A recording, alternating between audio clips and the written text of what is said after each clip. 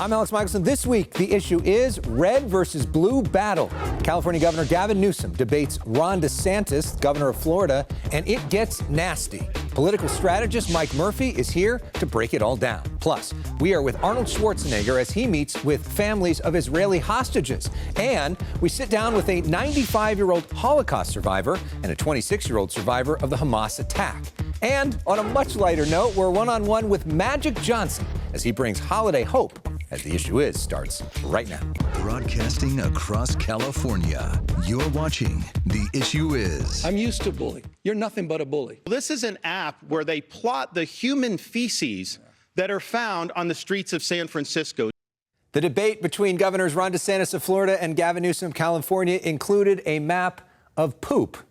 Isn't that an appropriate metaphor for our political discourse right now? A poop map. Let's talk about the debate and more with someone who didn't bring any props. There's no poop map coming out of the jacket. I sent it all to DeSantis. He collects that kind of stuff. Mike Murphy. Hi, man. Good to see you. Of course, he's a longtime Republican strategist. He's worked for everybody at the highest level except for Donald Trump. He's no fan of him. His podcast, Hacks on Tap, which we'll show you right now with David Axelrod and Robert Gibbs, is one of the smartest things you can listen to. I listen to it every week. Love the show. Great to have you back on The Issue Is. It's good to be here. All right, so let's talk about, for the last couple years, really, these two guys who had never met each other ever until this week have been warring in social media over this concept of freedom, and that was a part of the debate.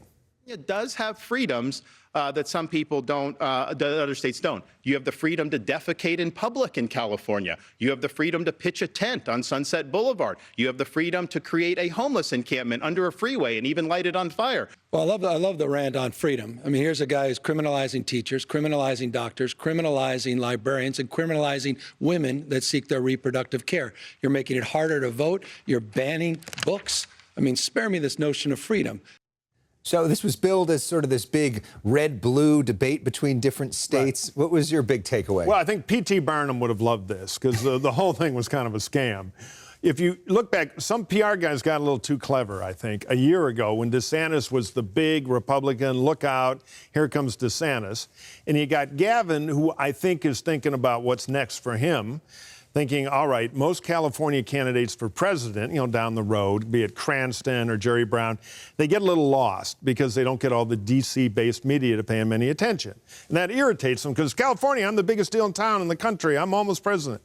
So they thought, all right, we'll go out there and start attacking nut Republicans to build up the DeSantis image. What would be better than a debate with DeSantis? And DeSantis, who, really, I get to talk about poop in San Francisco on TV for free? It's my greatest dream come true, So you had two guys talking to totally different audiences cross each other. Now, the problem is, since this genius idea got started, two things have happened. DeSantis has collapsed. Even though he was way ahead in Republican polls, looking very strong at the beginning, he made the critical mistake that guys like DeSantis often make. He started campaigning. People met him. He talked a lot about poop, apparently. It's an obsession, So, cut two, he's not what he used to be. He's hanging on for bare oxygen, trying to get second in Iowa, only to bump Haley, who has the momentum. And you've got, in the Biden world, Biden is in more political trouble than a year ago. A lot of that based on his age, fair or unfair. So I'm sure at the White House they're saying, all right, here's Governor Suntan out there looking young and vigorous against a right-wing nut. Thanks, Gavin. Just what we need right about now. Now, Gavin's guys would say, no, he was brilliantly defending Gavin. But defending Biden and Harris. Excuse me, I'm sorry. Yes, Biden and Harris. And then you had Hannity. I have seen professional wrestling refs far more on the level than that moderating job last night. So, I think it was a sideshow. It was kind of ridiculous. Halfway through, I clicked over to Monarch Legacy of Godzilla and Monsters because I wanted to see more civility. And I think I did. Well, I mean, it seemed like, the framing of everything was California sucks, Florida is great, right? It was like the question for everything. Yeah. Look, Newsom was on the defensive almost the entire debate by the way it was all structured. Well, but he did get, if you think of it in terms of, I need moments that I can post on social media that my base will like and that I can fundraise off of and increase my name ID, Newsom got that and DeSantis got that. It was the thing. They were talking to two different audiences. So where does this leave Gavin Newsom? Well, look, he's on deck along with a lot of other strong next-generation Democrats. My guess is he slipped a few notches down the Biden Christmas card invite list, because I doubt they found it helpful, even though on one level he was trying to help the president, who could use the help politically right now. It also, you got to be careful. And another thing that Gavin did was some ads in Texas. You know, they've been doing these kind of gimmicky things, which are probably helping him with Democratic primary voters and getting him better known. But the cynics of the D.C. press corps that he needs to look at him seriously sees gimmickry, which is not helpful. So if I were him, I'd declare victory on the gimmicks. I'd get back to policy, and I'd win some stuff in the rest of his term as governor that he might be able to run on later, and he would be formidable. Is Ron DeSantis more likely or less likely to be president after this debate? No impact, sideshow. Let's put it this way. I think Gavin had a good line when, you know, in the waning days of your campaign or whatever it was. The big question for DeSantis right now, Trump's the front runner by far in the primary.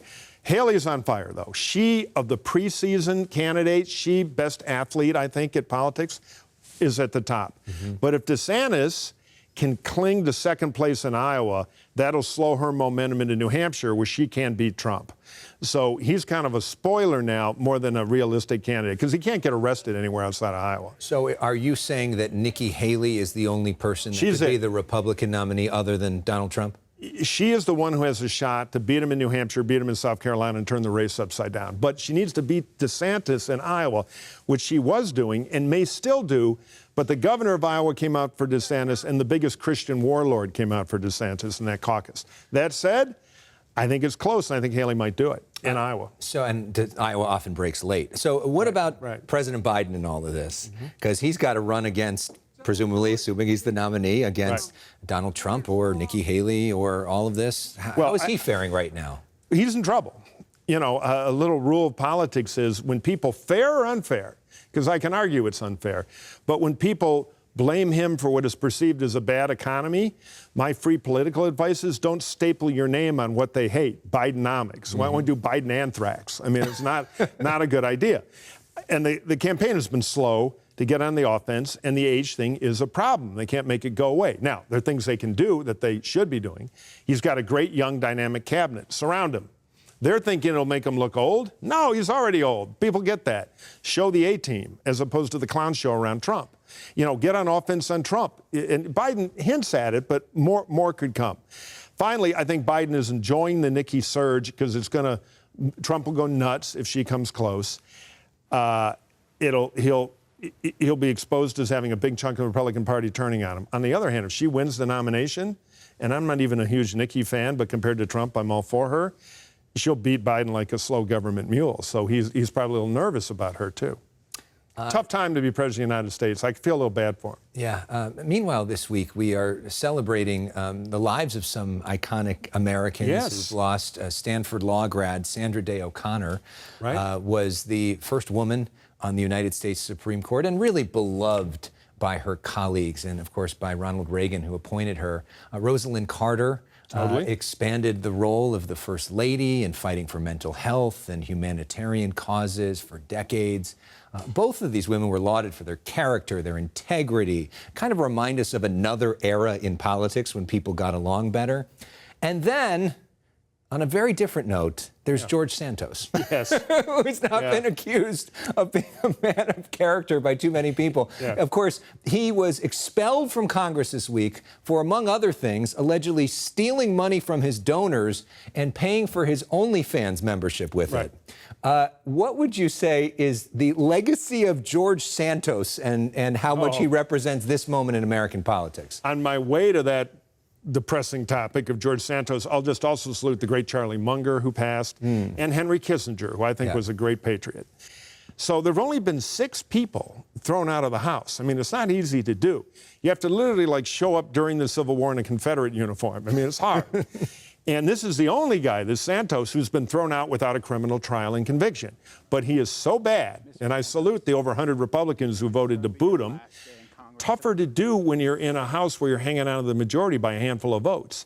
Because the guy's a one-man crime spree. I mean, it's unbelievable. So I'm glad they booted him out. They should have. And I predict that Congress's loss will be Honest Charlie's used car lot in Long Island City's Gain, where he'll change his name and be selling lemons to people within a week. Or a reality show, because that seems like what he is. Not, you can just imagine the confessionals that he would do looking at the camera. Yeah. So while we're talking legacies, it's been 20 years, if you can believe it, since Arnold Schwarzenegger's recall. He's up on our show right after this. Yeah. But you were one of the campaign managers driving that thing the recall, 20 years ago. What was it like to work for Arnold Schwarzenegger, and what do you see as his legacy on all this? Wow, that's a great question.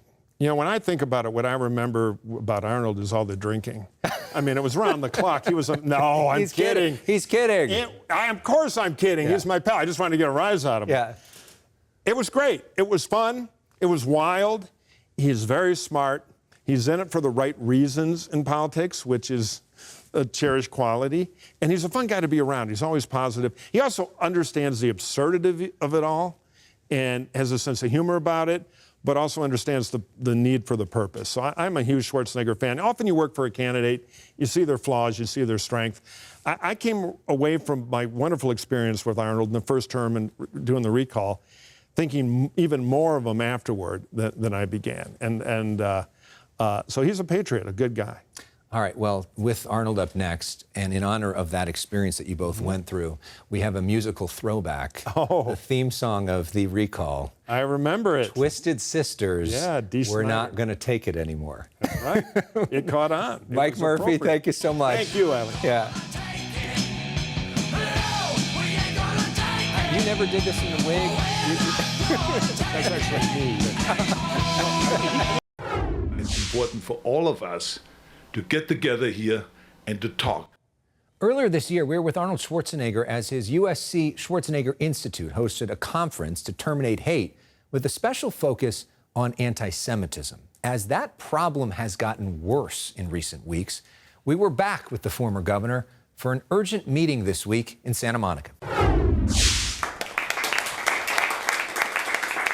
Arnold Schwarzenegger receives a dog tag with "Bring Them Home" written on it, representing the Israeli hostage being held in Gaza after a terrorist attack on October 7th. I am a big friend of the Jewish people in Israel. Each and every second for us is torture, knowing they're still there. He hears from 14-year-old Ella Shani, who witnessed the murder of her father. Her cousin Amit is among the hostages. You can't say you stand with humanity if you stand with the killing of innocent civilians. This is yours. Schwarzenegger gives these family members bronze eagles to represent freedom. This meeting appreciated by Bar Rudaev, whose father Lior is among the captives. You are one of my father's favorite actors. I remember watching Terminator's movie with him. Before Arnold Schwarzenegger was ever the Terminator and one of the biggest movie stars in the world, he was thinking deeply about the issue of anti-Semitism. Schwarzenegger's father was a Nazi officer in World War II. Last month, he told us the story of arriving in America to bodybuild and calling his father back in Austria. All of these guys that are helping me in America realize my dreams are Jewish. Schwarzenegger began supporting Rabbi Marvin Heyer in LA's Museum of Tolerance 4 decades ago. They're back together again now.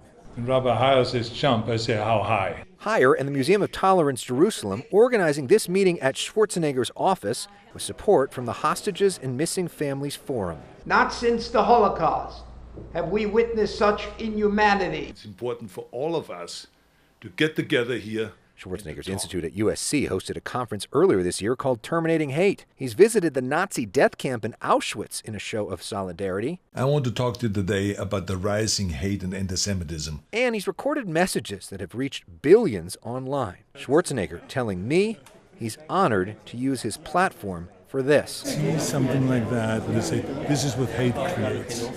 Hate. And this is why we have to be very careful in this country not to be the breeding ground of this kind of hate. Up next, an unforgettable meeting between survivors of the Holocaust and Hamas. For extended interviews from all of our past shows, search for The Issue Is podcast wherever you stream your podcasts. The long arc of Jewish history teaches us a lesson that is hard to forget. Ultimately, we are alone. Senate Majority Leader Chuck Schumer, the highest-ranking Jew in the history of the U.S. government, on the Senate floor this week. As the war in Israel rages on, we were on hand this week for a remarkable and emotional encounter in Simi Valley. 2 generations, both nearly killed for being Jewish. 95-year-old Holocaust survivor David Lenga walking through the Auschwitz exhibit at the Reagan Library. And 26-year-old Ariel Eingal, who survived Hamas's massacre in Israel on October 7th. To witness again a repeat of hatred. This does not look like history. This looks like right here and right now. This display in Simi Valley tells the story of Adolf Hitler's death camp in Auschwitz, where 1.1 million women, men, and children were murdered. David, one of the lucky ones to survive the camp. I was near that every moment of my being in the concentration camps. David has spent 7 decades telling his story, hoping something similar would never happen again. Even though neither one of us thought that history is going to repeat itself quite that way, it did. On October 7th, David could not believe the images of Hamas attacking Israel. It reminded him of Germany's surprise attack on Poland, where he first saw mass murder at just 11 years old. And a river of blood appeared in front of me. David never thought he'd ever see anything like it again. This is shocking. Even to me, it's shocking that this is actually happening. For Ariel, October 6th included a late-night party on the beach. We had a great night, one of the best nights of our life. In the morning, he could see Hamas's boats headed towards the sand. In this video he took, you can hear explosions and gunfire. We were all running for our lives, and the sand was just dancing and moving all around from the bullets, and all I can think of is that the next bullet is going to be to my head and I'm going to die. He eventually found shelter and waited for hours for safety, while some of his friends, including more seen here, were killed not far away. They killed her on the spot, and yeah, we only found her dead body 4 days later. Both David and Ariel say facing death changed the way they see life. I made a very smart decision, as young as I was, to leave my darkest time behind me. I also made a decision between me and myself that I'm not going to be a victim. I rose from the ashes, I rebuilt my life, and I have a beautiful family today. I'm going to take this grief, these horrors that I went through, and I'm turning them right now into action. In addition to observing the historical record here at the Reagan Library, Ariel also visited the USC Shoah Foundation to be a part of their historical record. Steven Spielberg founded Shoah after making Schindler's List. The idea? To record the testimonies of Holocaust survivors. Now they document all genocides around the world, including Ariel's story. It made me feel really powerful, like it made me feel like I'm taking a stand. I want to speak up and to tell my story for those who can't. David wrote a book about his journey. Ariel has been meeting with some of the top officials in LA, both of them constantly sharing their stories with groups. Don't let the world forget. Don't let ourselves forget. Don't be a bystander when you see evil raising its ugly head. Be an upstander and stand up for what you believe is right and fight evil. Wow, what a message. Our thanks to them for their inspiration. If you want to check out the Auschwitz exhibit for yourself at the Reagan Library, tickets available at reaganfoundation.org. Up next, on a much lighter note, Magic Johnson brings the holiday hope. Stay with us. Our set is now decorated for the holiday season, thanks to our stage manager, Matt Palazzo, for his excellent work on that. Now, one of the most iconic Californians of all, Magic Johnson, is making this season brighter for plenty of families in Inglewood. Here's our conversation. Yes, ma'am. Magic Johnson delivering holiday hope to over 800 families in Inglewood. I love giving back, love putting a smile on people's faces. Happy holidays. God bless you. The Lakers legend and an army of volunteers handing out food, self-care products, and toys. It's been important for me to give back, touch other people, because somebody helped me to become Magic Johnson. I didn't do this by myself. Saya Martinez couldn't be more grateful to receive. This year has been very hard for me and my family. I have 5 children, and we've been really struggling and just a lot of financial issues. So this is very meaningful to me. Big smiles from her kids. We have water? As Magic's wife, Cookie, oversees their pickup. How does this change the holiday season for you? It gives us a chance to be able to, eat a decent meal. It's just overwhelming, and it's heartwarming. Giving back has been a priority for Magic and Cookie since they first met at Michigan State nearly 45 years ago. There are organizations that helped us. So it's just embedded in us to give back, and understand, because we know what it's like to be on the receiving end. Magic's been doing this event here in LA for over a decade now and does similar events in their original home state of Michigan. Here's Magic's recent holiday hope in Lansing, Michigan, with everyone bundled up. It was a lot colder. Yeah, right? yeah, a little colder. This is the first time they're doing the SoCal event at the Faithful Central Church in Inglewood, where Dr. John Paul Foster is the pastor. It's magical. Magic, the point guard, was known for his dazzling assists. God bless you. Happy Thanksgiving. Come on through. On this floor, he's still directing traffic. Today, he's still assisting. He's not passing the ball for 2 or 3 points. He's passing hope from home to home. What does gratitude mean to you? Oh, well, it means everything. We love him. He's always out here helping the community, and he goes all out. I'm just blessed, man, and I want to bless other people as much as I can. Our thanks to Magic, and our thanks to all of you for watching. We'll be back next week for more of The Issue Is. In the meantime, we leave you with the lighting of the city's Christmas tree in Long Beach and a beautiful fireworks show there as well. Happy holidays, everyone. See you next time.